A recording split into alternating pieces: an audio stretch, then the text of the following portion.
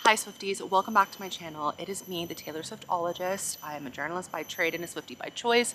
In my free time, I like to take my professional skills of organizing and analyzing things and applying them to the public persona of Taylor Swift, my favorite hobby. If any of that sounds good to you, then you should subscribe to my channel, leave me a comment, like this video, and let me know what you think. You might notice that I'm in a little bit of a different surrounding today. I thought that, since I'm talking about Evermore, 1 year after their collective release, I mean, we just hit the 1 year anniversary of Evermore, I thought that I would come outside and chat to you about it. And I have realized that that was a big mistake. This album was all about like being in the forest and getting in touch with nature. And I can tell you that nature is getting way too in touch with me right now. There are ants all over me. There's a lot of noise, someone's playing a drone.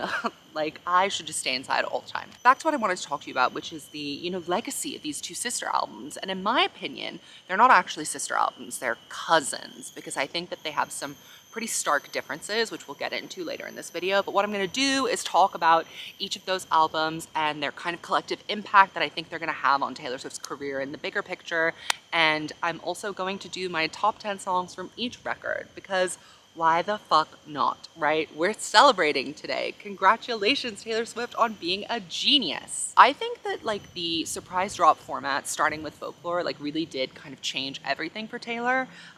It kind of brought back a level of critical legitimacy that I think she was missing post 1989 and into the Lover and Reputation eras. I think they were both much maligned in their own ways. Whether that's a fair critique or not is up for you to decide, but I do know that she definitely lost some critical acclaim after she started pivoting like more directly into character writing, I would say, where she's painting herself as the main character and being a little bit overtly self-referential.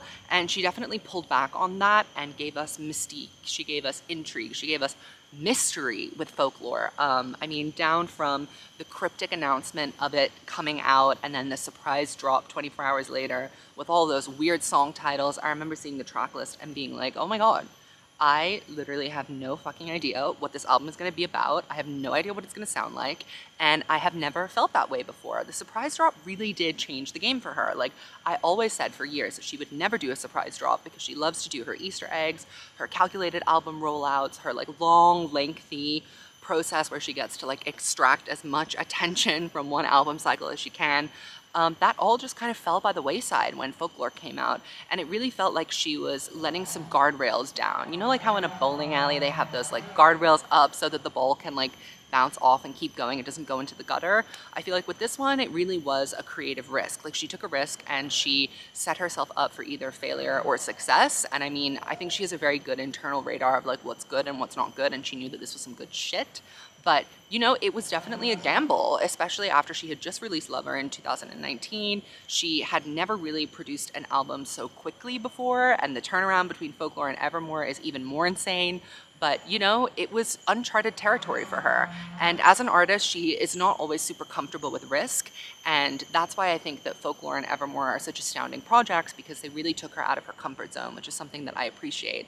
And I will be honest, I was like kind of close to giving up after the Lover era with being a stan in the way that I am now, because what I love about Taylor is like her commitment to change and artistic development and growth. And to me, Lover felt like a huge step back after Reputation.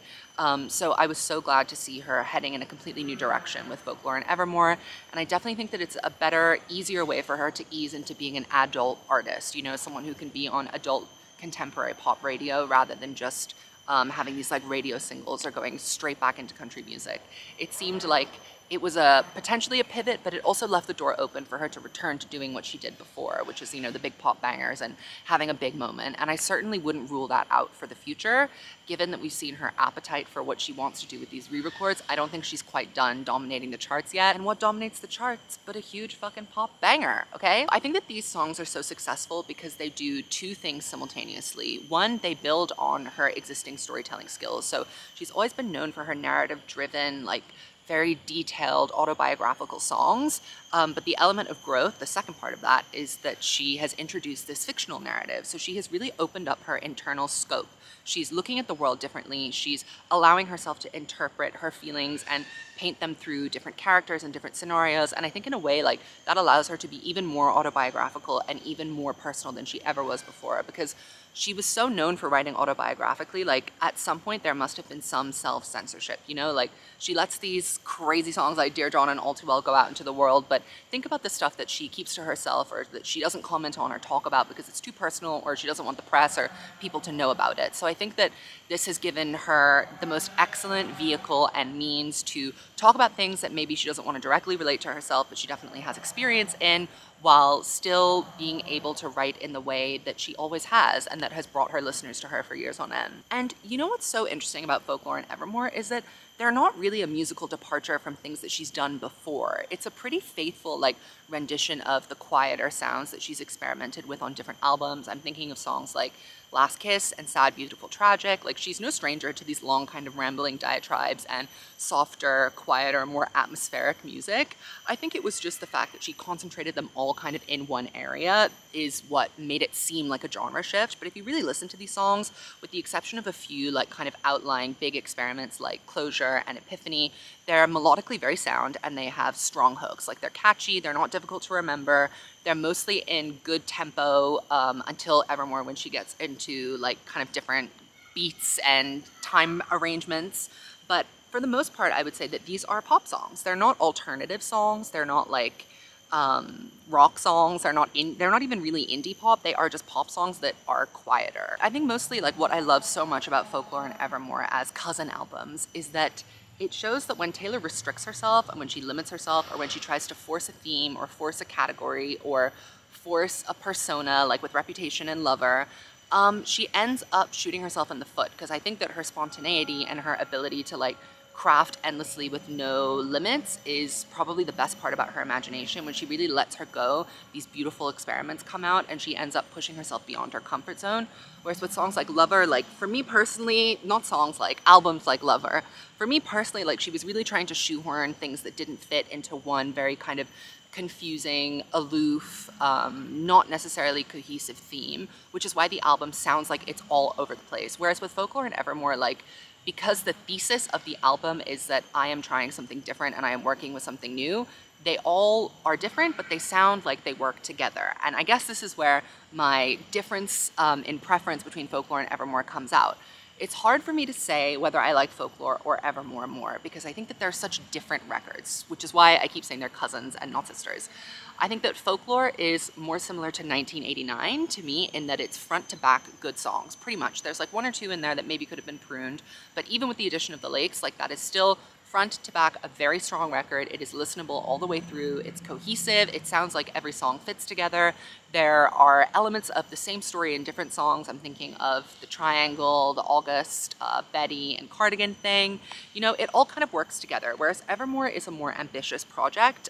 It's much more like Red to me, where there are different kinds of experimentations and journeys through different genres and different kinds of sounds and aesthetics and textures. Like, it's much more ambitious and the stakes are higher. Like, there are much higher highs on Evermore than there are on Folklore, but there are also much lower lows. There are some real clunkers on Evermore, and you know, if you had to make me listen to an album all the way through, I would pick Folklore 100 times over Evermore, even though I would say that I have a higher percentage of favorite songs on Evermore than Folklore, because it all just doesn't work together. And that's okay, it doesn't have to. Red is similar. You know, I like a frenzied, chaotic kind of all over the place record. But for me personally, if you had to give me one to sit and listen to all the way through, it's Folklore. If you ask me which one was the strongest, I would probably say Evermore, because it's more experimental and it pushes Taylor further out of her comfort zone than she normally goes, even with Folklore. There's more excellence in Evermore, but Folklore is a stronger body of work. The only thing that I didn't really like about this era was that I don't think that we got enough visuals. I really think that like there was so much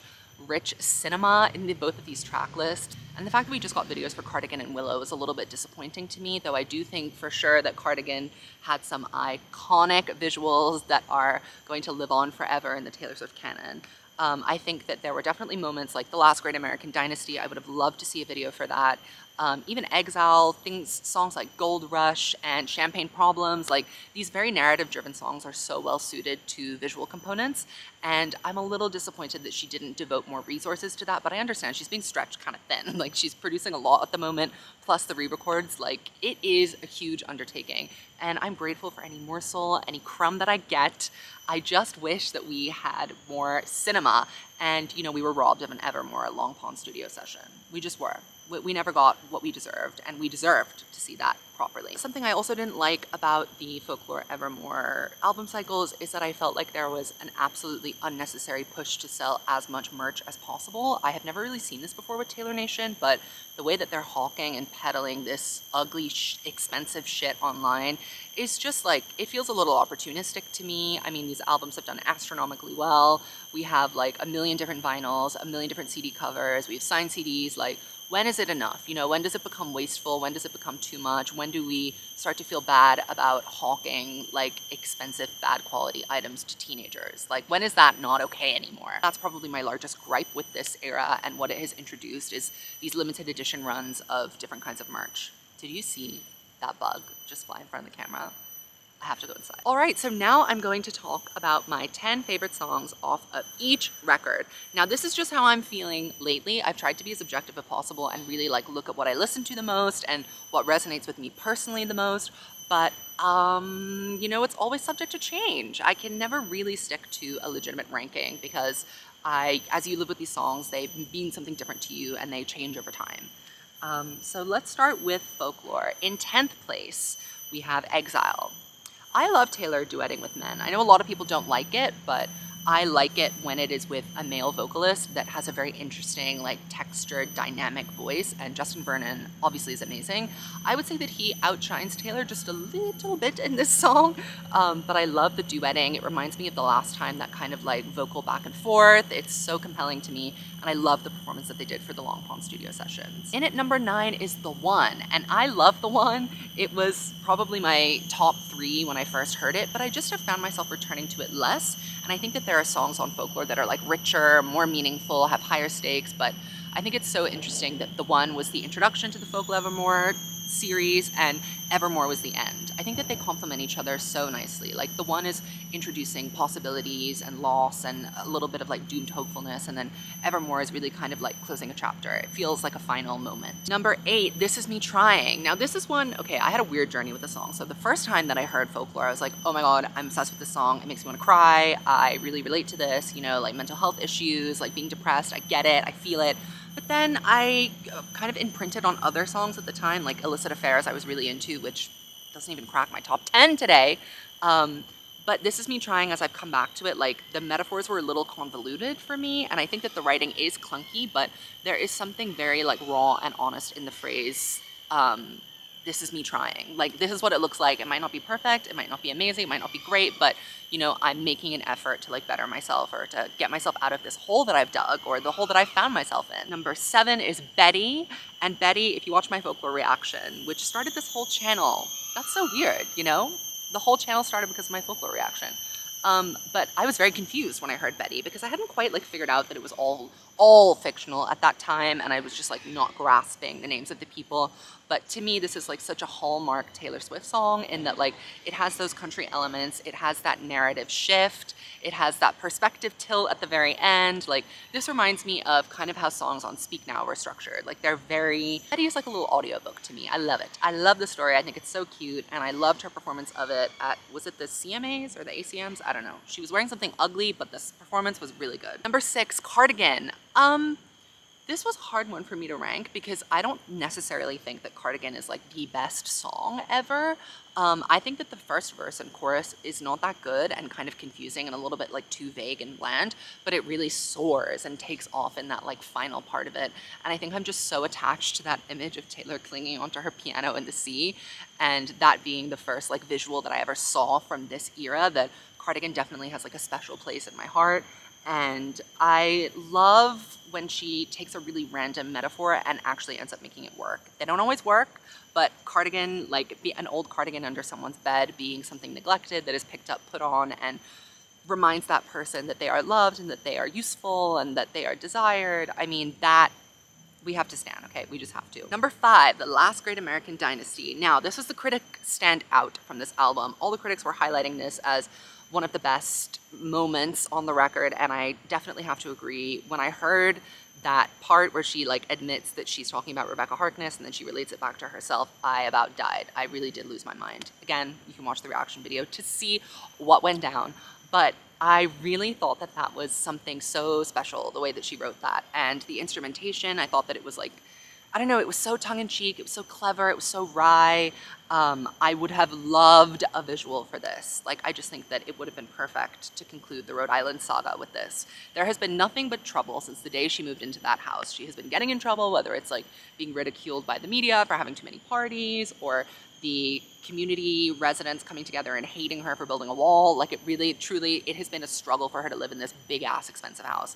And I think she's gonna leave it. This song really gives us an insight into how Taylor views herself and her public persona in a way that isn't directly related to her celebrity. Like, this is who she is as a person. This is who she is in her community, in like her little bubbles that are kind of closed off from the rest of the world. And we can see that she's got a flair for drama and a rebellious flair that she's definitely picked up over the years. She was not always like that, but it has come out as she's grown into herself, and I love that. Number 4, we have The Lakes. I love this song. It's so, the instrumentation is so beautiful. I'm so glad that she attacked Jack Antonoff's original version of it and told him to pare it down, because it was way too much. It was overshadowing the power and the gorgeousness of this song. I really love how it ended up, and I love this idea of Taylor like retreating somewhere and becoming this like kind of reclusive artist. Obviously, I don't want that to happen, but I think that that would maybe yield some really excellent work from her. She'll never do it because she loves the spotlight, but maybe if she does one day when she has kids or something, I could definitely see her eventually trying to write poetry at some point. And The Lakes kind of, for me, opens up a little door into the future, a portal, a window, a glimpse into what is to come. And I think that's why I like it so much. The only thing I don't like is the line about the red roses growing out of the ground and no one being around to tweet it. Same problem that I have with Willow. It dates the song, and that is a legendary, timeless, iconic classic. Number 3, My Tears Ricochet. Wow. That song is really a gut punch. That song really upset me. I knew instantly when I heard it that it was about Big Machine and Scott Borchetta. And I just think that you can feel her pain coming through so clearly here. And, you know, she's made a lot of like very angry public statements where she's like being really assertive and like standing up for herself as she should. But again, having this be under the guise of fiction, she's able to show her underbelly, like that soft side of her that I don't think that she would publicly come out and say, like, not only am I angry, but I'm hurt, I'm devastated, I lost a father figure, like, I lost the foundation where I built my career and where I learned how to be an artist. Like, I think that that was communicated so beautifully in this metaphor of like being at a funeral and like having some sort of enemy. I think the bridge is really amazing, and Jack Antonoff, you did a really good job on the production. You don't hear that from me very often, but this was produced very well. I love the vocals and the kind of like vocal instrumentation that is done as well. Number 2, 7. That song is so special to me, and I think it's special to anyone who has been 7 years old. So 6-year-olds cannot relate, but anyone who's been 7 and aged up, you know how it feels. It really reminded me of my own childhood and, you know, making these like very like intense bonds with other kids and not kind of understanding the world fully. And because of that, having this really like romantic, interesting, like curiosity about your surroundings and just being able to kind of immerse yourself in nature. And like, I don't know, there's something so mysterious and naive and exciting about this song. And also, you know, there are definitely gay undertones, and I'm gay with no undertones. So there you go. Number 1, my favorite song on Folklore is Mirror Ball. You know, some of us just are a mirror ball, shimmering beautiful. I can't describe how much I was shocked when I heard this song. This might be the most like candid and honest she's ever been, because she's really admitting to a lot of things that I feel like she has been trying to run away from throughout her career. Accusations of being really calculated, of caring too much about what people think of her. I mean, Reputation was a whole album saying, I don't care what anybody thinks of me, which we all know is straight up BS. That bitch, no matter what she's doing, she wants praise, she wants to be liked, she's a people pleaser, and I think that she was very open and frank in Mirror Ball, and I just think that it sounds so good. It has this hazy, like, 80s high school disco vibe to it, and I love the production that was done on this. It's so good. That is my top 10 for Folklore. Let's move on to Evermore. Okay, I don't want to hear any complaints about what's coming in at number 10, because she barely snuck in, first of all, and second of all, she was like number 16 about 2 months ago. So number 10 for me is Champagne Problems. Now listen, like The Other Side of the Door, to me, this song is a bog standard, perfunctory Taylor Swift song until we get to the bridge and it goes sicko mode, okay? She starts spitting some bars, she says someone's fucked in the head and it just all becomes like too much to handle and everybody's obsessed with it. I understand, but can we please just like have some perspective and realize that like it's kind of boring otherwise, like sonically at least. It sounds like New Year's Day. It's a very kind of like muted piano ballad, which are typically not my favorite kinds of Taylor Swift songs. I'm thinking Daylight, New Year's Day, like those really just aren't my vibe. So I was never gonna vibe fully with the song, but you know, the more that I listened to it, I realized, okay, you know, there is something really good in the storytelling here. So I suppose I have to give credit where credit's due. And I do revisit it more than some other flops on the album, like Closure and Marjorie and other songs that I just never feel the need to listen to anymore. Number 9, Coney Island. This song has such a vibe to it. And like I said, I love a male duet. I think that the guy's voice, he's the lead singer of The National, he sounds a little bit out of place on this, but I love the concept, I love the conceit. I think that it has such a misty feeling, like there's something so atmospheric and scenic about it, and I think that the some of the lyrics are a little corny, like it was like the mold, it was the one place to be, and something about being a centerfold. It doesn't entirely make sense, but like the atmosphere and the vibe wins me over, which is why it's so successful. Like I will still come back to it and listen to it even though I have like identified things that I don't like in the song. And usually if I can find something I don't like, I won't come back to it. So obviously this song has some sort of drug laced in it because I can't stop listening, my friends. Number 8, Willow. I can't believe that Willow came in at number 8. I really don't think about this song very often. It is not my favorite on the record. I like it. It's very pretty. I will say that about it. It has this witchy vibe to it and this like very pretty plucky guitar moment. It reminds me of Invisible String kind of. I think the vocals are really pretty and that's what I like so much about it. It's her falsetto in the chorus that really does it for me.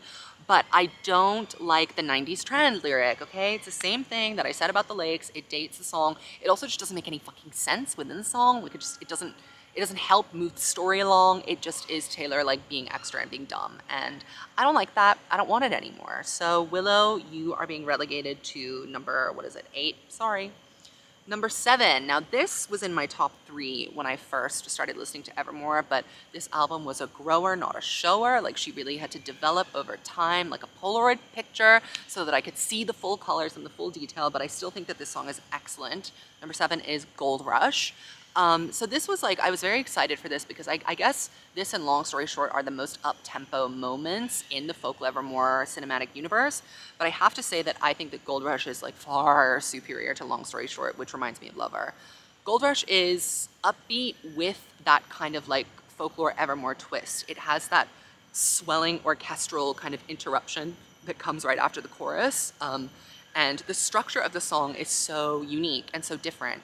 And I think that there's so many great still images in this, like fading into the gray of her day-old tea, the Eagles t-shirt hanging from the door, being at a dinner party, calling someone out on their contrarian shit. I mean, this song has a lot of like grit and sass to it. And also it sounds like how it feels when you realize that you like someone and you're not sure where it's going. Like that kind of sudden drop that your stomach has when you're not sure that you're gonna be able to sustain this and you don't know if you're gonna get your heart broken. You're just kind of on the precipice of some big emotion. That's what this song sounds like to me, and I love it. Number 6, Ivy. Again, would have been in my top 3 when I first started ranking.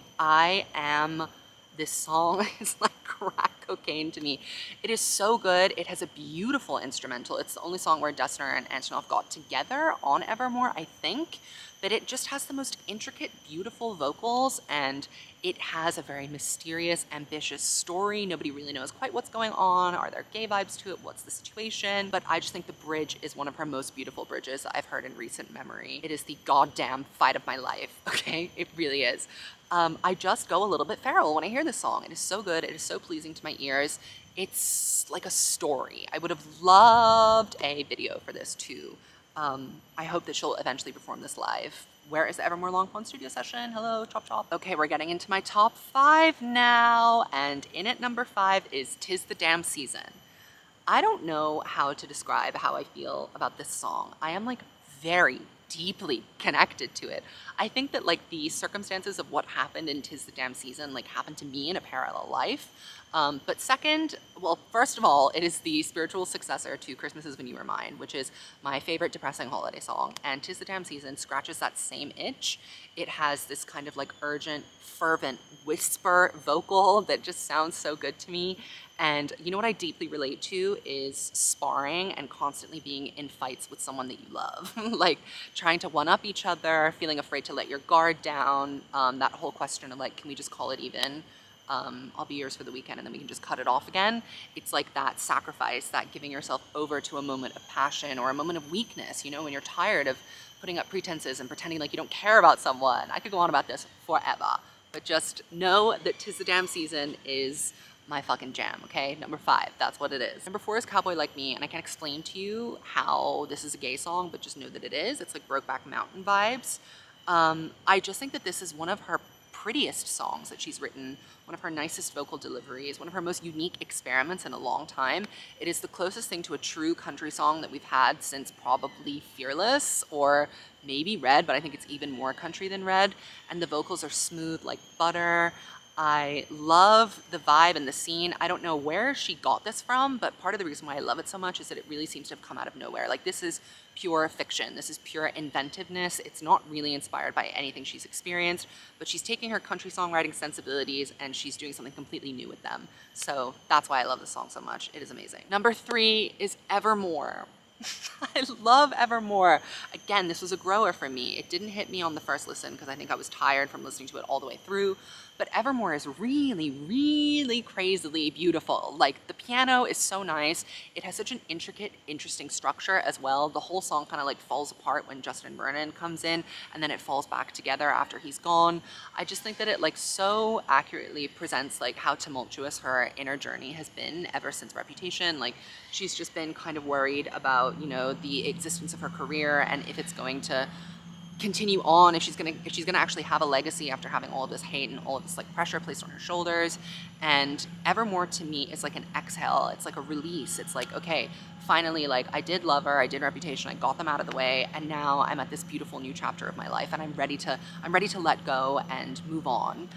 And I just love it. I love it so much. I love how she talks to the calendar months. Hey December, hey November, guess I'm feeling unmoored. I mean, it's just, I don't know, that visual of her in this like creaky old cabin with the fire on, walking barefoot towards an open window with snow outside. I mean, it's so visual. I love it. It's very Northeastern to me. I'm obsessed. Number 2, Tolerate It. Pain, pain, pain, pain, pain, pain, okay? Suffering, endless disaster, and upset for me, and yet I am addicted. I am obsessed with it. It destroys me and I can't stop being destroyed. It's so bizarre. This was my top played song of 2021 and my Spotify Wrapped, Tolerate It was my #1 most played song, which is insane to me. I didn't realize how much I loved it until I was like going through that and I was like, oh, okay, I see that, you know, the data is telling me what my favorite song from Evermore is, and yet I ignored them because it's number 2, not number 1. But, you know, Tolerate It is in a very interesting time. It's like 5/4 time. I don't really know what that means, but apparently it's very unique. And there's another song, I think it's Long Story Short, that's also in that on Evermore. But again, this song does that thing that I was saying where she gets to kind of, you know, share some emotions that maybe she wouldn't have been so forthcoming about had they not been under the guise of fiction. In this scenario, it is about like a husband and wife, and the wife really just feeling like she's being tolerated at best, drawing hearts in the byline, taking up too much space and time. This really reminded me of Dear John, and that's all I'm gonna say about that. Being disrespected and being unappreciated and being mentally tortured. That is what Tolerate It gives to me. And the vocal delivery, actually all of the vocal delivery on Evermore is beautiful, but again, this one just kind of sends me over the edge into an abyss of despair, and I will never stop, never stopping. And number 1, my favorite song on all of Evermore, and maybe even Evermore and Folklore, is Right Where You Left Me, okay? Her ability to take a single moment, a single scene, and make an entire dramatic thing about it is astounding to me. We haven't heard her going into little minute teeny tiny moments in so long. The only song that's coming to the top of my mind right now is The Story of Us, you know, Silence Quite This Loud, sitting in the row with her boyfriend at an award show. It's having that like that foresight to be able to go from small to big is insane. I feel like I'm going insane talking about it, but Right Where You Left Me is that image. To me, it's a very Red era song. I'm picturing Red era Taylor Swift sitting in that cafe from the Begin Again music video, where I think, you know, there was a time when she was so devastated and like broken and shocked and unable to move on from relationships. And she certainly doesn't feel that way anymore. But like I said, this new kind of genre that she's found herself in allows her to time travel, and it allows her to access emotions that I think otherwise wouldn't be appropriate to fit on an album about her life right now. But Right Where You Left Me, why the fuck is it a bonus song? Why is it a bonus song? It is so good. That image of her sitting there with, you know, dust kind of piling up everywhere, glass shattering, everybody like moving in a frenzy while she's just sitting there at 23 years old, like not knowing what to do. And I think there's some context given to it, knowing like how sad and despondent she was when Red came out. It just, you know, it ties together in a very pleasing metaphysical way for me, okay? But I think that's enough. I have certainly rambled on for too long. Those were my rantings and ravings about Folklore and Evermore. Happy birthday, Evermore, and we love you so much. Thank you for doing the work that you did. If you like this video, you can leave me a comment. Let me know what your rankings are for both albums, and let me know what you want to see from me in the future. What kind of videos do you want to see? I am open to suggestions. I hope that you'll subscribe and like and ring the bell so you get notifications when I post. Love you, Swifties. Goodbye.